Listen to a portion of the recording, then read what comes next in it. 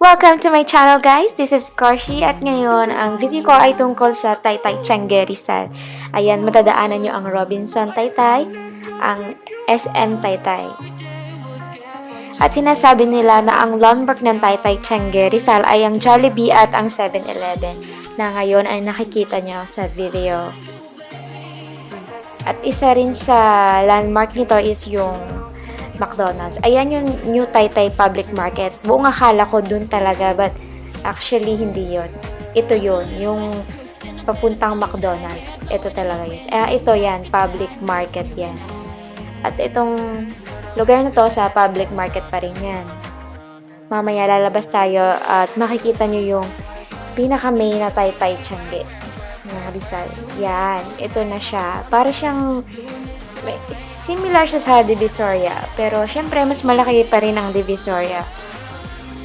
At mapapatunayan ko na talaga mura po yung mga bilihin dito. Super mura.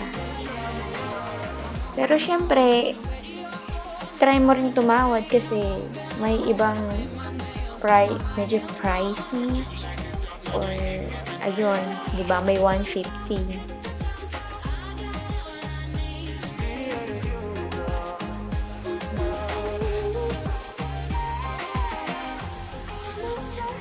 Ayan, merong pangbata. Dito sa side na to, I think ito ay right side.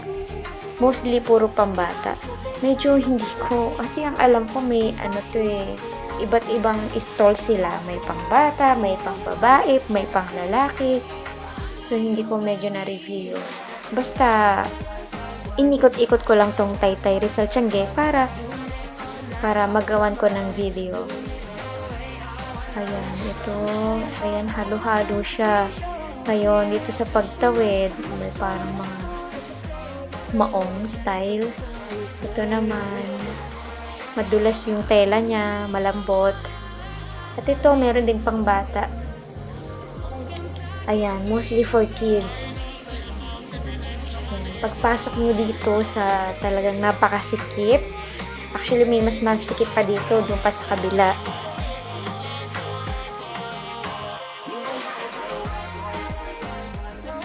Ang daming pangbata.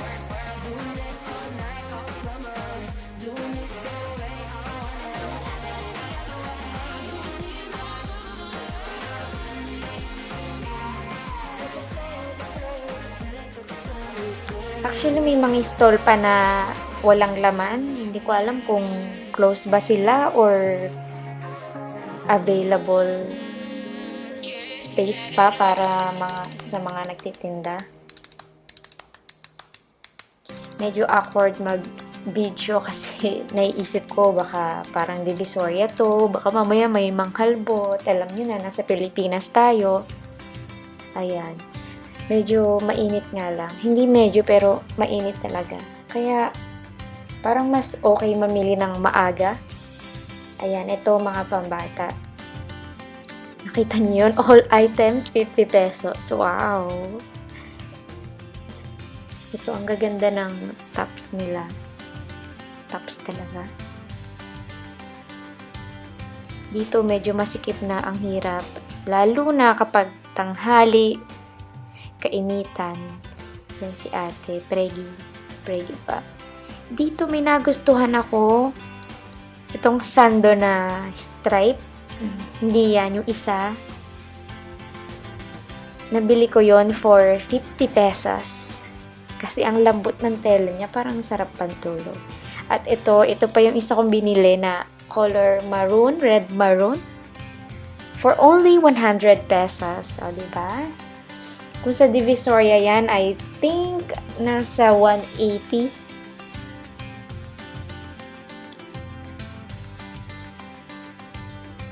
Dito, habang nag-iikot-ikot pa ako, madami pa silang tinda. Ayan, ito ay panlalaki. Ito mga shorts. Nakita ko ba yung presyo nito? Hindi ko na matandaan. Pero I think nasa 50 pesos.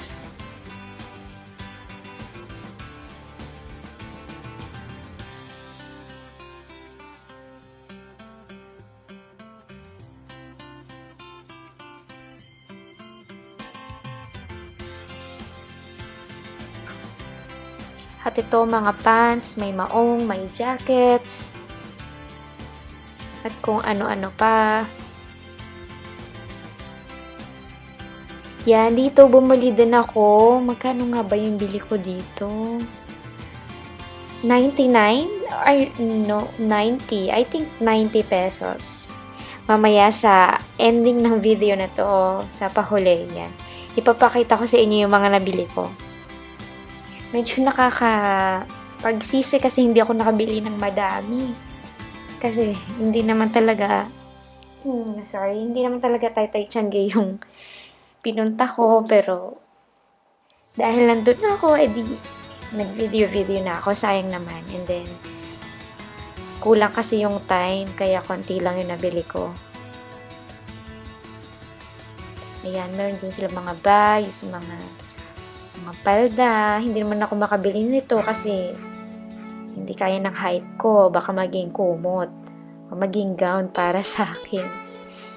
Ito naman, yung parang mga kinapos yung kita ang pusod. Malaki naman yung tiyan ko. Ito, mga shorts. Ang daming maong, grabe.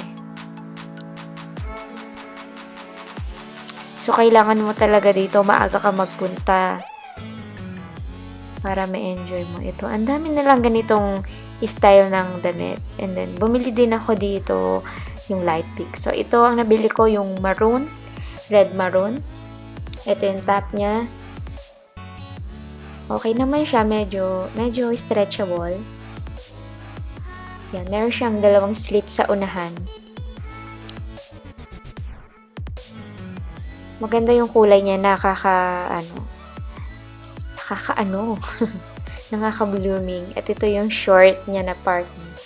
100 pesos lang to. Imagine. Mura na siya. Sana nga nakabili ako ng iba't ibang kulay.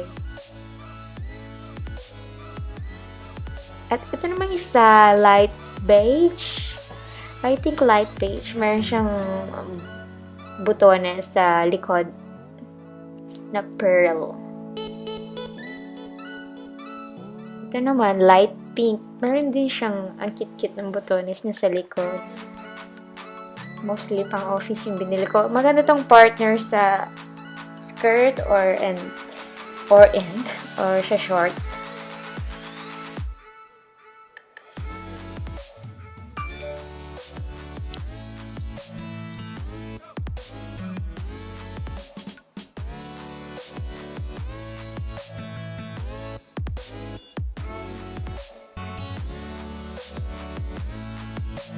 And ito naman short. Ayan, color black siya, hindi siya grayish. Siguro dahil lang ng ilaw. Ang cute-cute niya. Meron siyang ano ba yan? Ribbon na hindi ko malaman. Pure black siya and 50 pesos lang siya. At ito yung sinasabi kong is stretchable and madulas yung tela. At sobrang lambot. For 50 pesos.